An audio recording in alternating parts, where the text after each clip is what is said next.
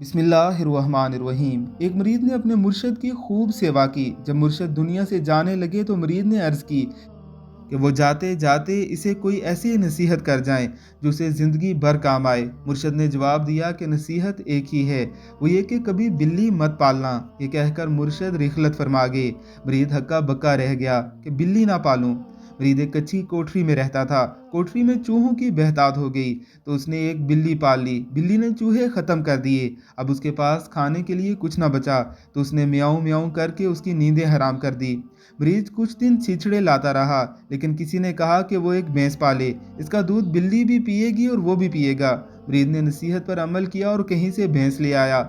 भैंस आई तो दूध मिलने लगा, लेकिन उसे चराने और नहलाने का मसला दरपेश हुआ। किसी ने कहा कि वो शादी कर ले, बीवी उसका हाथ बटाएगी। मरीज ने शादी कर ली। शादी की तो बच्चे हो गए, बच्चे हुए तो मशक्कत और बढ़ गई। यूं जीवन बीत गया। जब मरने के करीब था तो बेटे ने कोई नसीहत करने को कहा तो मरीद ने जवाब दिया, कभी बिल्ली ना पालना।